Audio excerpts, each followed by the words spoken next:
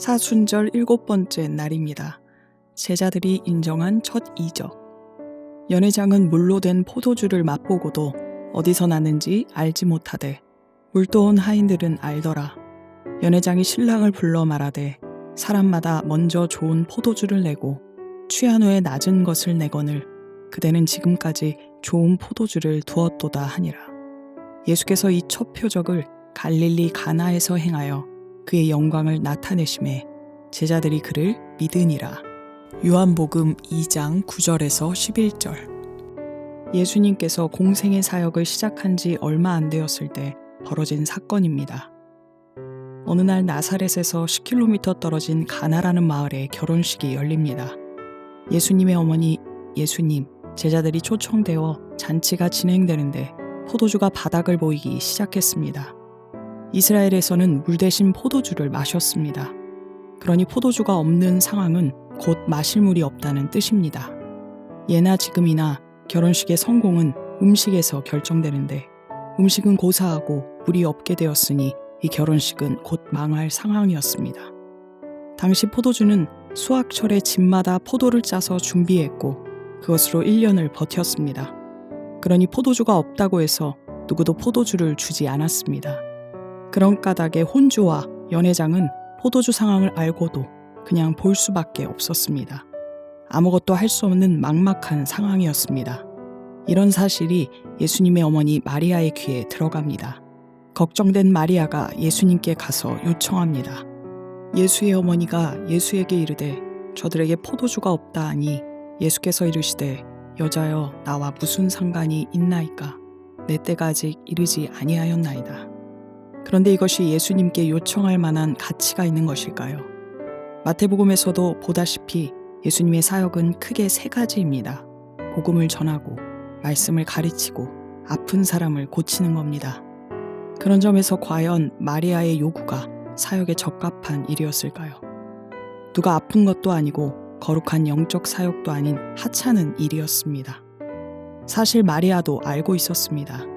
그러나 마리아는 가장 막막한 그때 그 문제를 예수님께 가져갑니다. 이것이 우리가 반드시 지킬 인생의 중요한 법칙입니다. 막막하거든 먼저 예수님께 나오라. 하지만 예수님은 마리아에게 면박을 주고 마리아는 더는 말도 못하고 나옵니다. 그런데 그렇게 면박을 당한 마리아가 하는 행동이 의아합니다. 하인들에게 이르되 너희에게 무슨 말씀을 하시든지 그대로 하라 하니라. 마리아는 예수님이 간청을 들어줄 것이라고 믿었습니다. 비록 거절한 것처럼 보이었지만 그 중심을 외면하지 않는 것을 알았던 겁니다. 어려움에 닥친 이의 안타까움을 외면할 수 없는 마음. 그것은 어머니에 대한 효심을 넘어 하나님의 아들로서의 마음이었습니다. 그래서 예수님은 제자들과 함께 하인들에게 다가가더니 손발을 씻는 도랑아리 6개의 물을 가득 채워라 라고 지시하셨습니다. 이 말을 들은 하인들은 어떤 기분이었을까요? 물론 마리아의 얘기 때문에 예수님이 뭔가 말씀하실 것을 예상했지만 너무 어이없는 말씀을 하신 겁니다. 하지만 그들은 그 이상하고 이해되지 않는 명령을 따를 수밖에 없었습니다. 그들은 살기 위해 복종해야 했고 그래서 좋든 싫든 예수님의 말씀대로 합니다.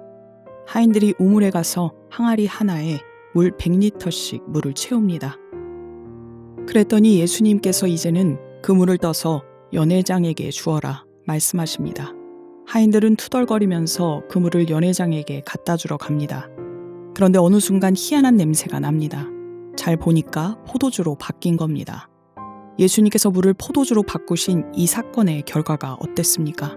먼저 절망과 한숨에 놓였던 혼주와 연회장이 희망과 기쁨을 되찾았습니다. 또 현실에 좌절하며 죽지 못해 살던 하인들이 세상을 다스리시는 구원자 예수님을 만났습니다. 그리고 그동안 무심코 예수님을 따르던 제자들이 예수님을 새롭게 만납니다. 우리는 흔히 물이 포도주로 변화된 그 자체에 초점을 맞춥니다. 그렇지만 이 사건으로 인해 진짜 변화된 것은 바로 영혼이었습니다.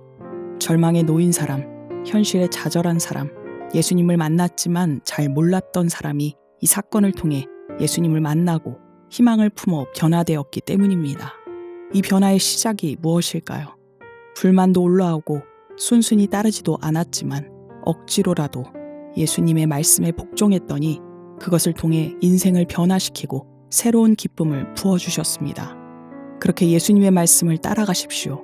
혹 이해가 되지 않더라도, 때로 불만이 생기더라도, 순순히 따르지 못하더라도, 억지로라도 말씀에 복종하면 거기서부터 변화는 반드시 일어납니다.